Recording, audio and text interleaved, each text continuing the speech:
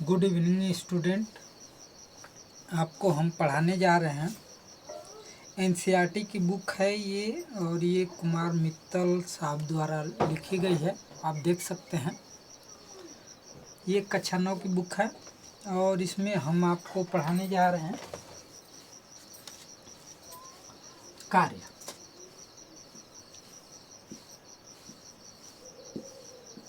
कार्य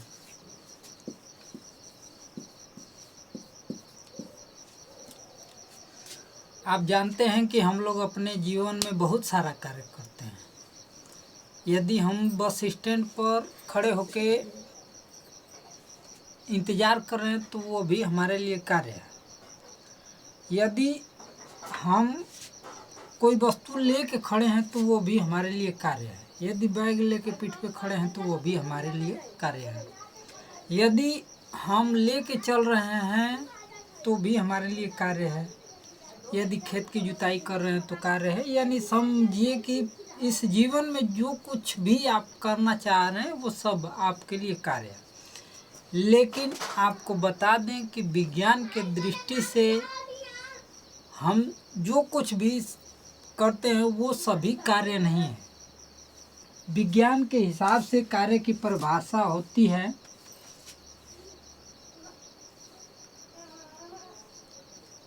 कि किसी वस्तु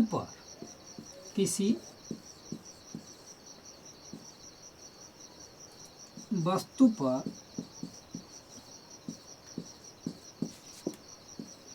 बल लगाकर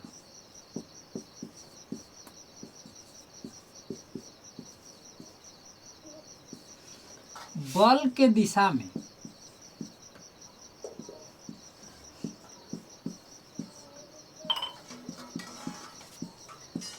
किया गया विस्थापन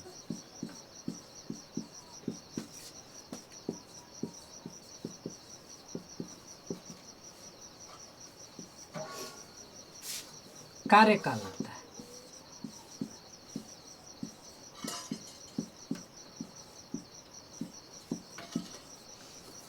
तो जैसा कि हमने विज्ञान की दृष्टि से आपको बता दिया कि किसी वस्तु पर यदि आप बल लगा लिए हैं और यदि बल के दिशा में ही यदि आप धक्का दे पाते हैं, यानी विस्थापित हो जाता है वो वस्तु, तभी उसको हम कार्य कहेंगे। इसका मतलब ये हुआ कि यदि कार्य को W से दर्शाएं और बल को F से और विस्थापन को S से दर्शाएं तो ये हो गया W बराबर F इंटू S, यानी कार्य की दिशा में हुआ विस्थापन।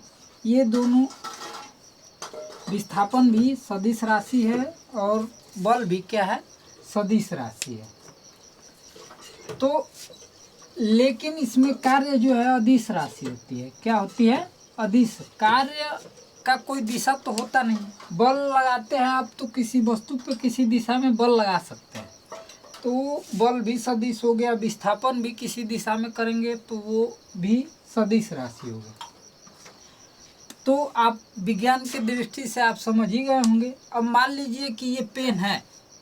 यदि पेन हम लेके खड़े हैं तो हम थक तो जरूर रहे हैं, यानी कि लेके खड़ा होना यदि हमारा कार्य है तो खड़ा है, ये कार्य तो हो रहा है कि लेके खड़े, लेकिन इसको विज्ञान के दृष्टि से कार्य नहीं कहा जाएगा। बल्कि इसको जिस दिशा में बल लगा रहे हैं उस दिशा में बल लगाने पे इसको विस्थापित भी होना चाहिए, यानी कि अपनी जगह से हटना भी चाहिए, तभी इसको हम कार्य कहेंगे। अब आपको बता दें कि यदि बल के दिशा में विस्थापन नहीं हुआ, यदि 0 है, तब भी कार्य क्या हो जाएगा?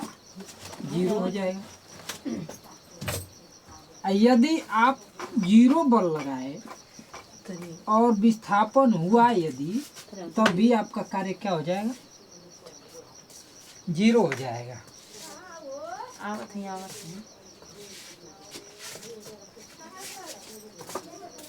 तो इसका मतलब ये हुआ कि जैसे मान लीजिए कोई यदि दीवार है, उस पे हम बल लगा के उसको धक्का दे रहे, तो यदि दीवार पे हम बल लगा के धक्का देंगे तो क्या दीवार जो है अपनी जगह से हिलेगी? नहीं हिलेगी, विस्थापित नहीं होगी।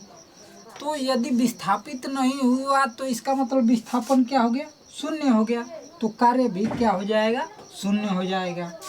यदि मान लीजिए कोई वस्तु है और वो जो है कि एक दिशा में चली जा रही है लेकिन उस पर कोई बल ही नहीं लगाया जा रहा है, जैसे मान लीजिए ब्रह्मांड में बहुत सारी वस्तुएं हैं जो जिधर चल रही हैं उधर चल ही रही हैं लेकिन उस पर बल नहीं लग रहा है, तो उस स्थिति में भी क्या होगा, कार्य शून्य हो जाएगा। अब एक सवाल और पूछता है, तो आप लोगों को बता दें कि पूछता ये है कि कार्य का मात्रक क्या होता है। तो कार्य का मात्रक, तो कार्य का मात्रक होता है जूल होता है। क्या होता है, जूल, या फिर बल का मात्रक न्यूटन होता है, इंटू ये क्या विस्थापन है तो इसका मात्रक क्या हो जाएगा, मीटर, न्यूटन इंटू मीटर होता है। या तो आप जूल, उसका मात्रक या तो जूल होता है या फिर न्यूटन इंटू मीटर होता है। तो आप लोगों को ये समझ में आ गया होगा, नहीं समझ में आया होगा तो एक बार और बता देते हैं। कार्य, किसी वस्तु पर बल लगाकर बल के दिशा में किया गया विस्थापन कार्य कहलाता है। बल के दिशा में कार्य कहलाता है और कार्य का फार्मूला होता है W बराबर F इंटू एस, यानी कि बल गुणे विस्थापन। यदि आप विस्थापित नहीं कर पाते हैं किसी वस्तु को बल लगा के, तब भी आपका कार्य क्या हो जाएगा, जीरो हो जाएगा। क्या हो जाएगा, जीरो हो जाएगा। यदि आप वस्तु विस्थापित हो रही है लेकिन उस पर बल नहीं लग रहा है तो ये भी कार्य क्या हो जाएगा, जीरो हो जाएगा। इस स्थिति में कोई कार्य नहीं होगा।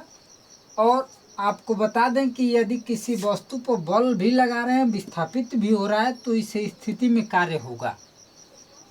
और कार्य का मात्रक पूछता है तो ये कार्य का मात्रक जूल होता है, या तो बल इंटू विस्थापन के हिसाब से बताएं तो न्यूटन इंटू मीटर होता है।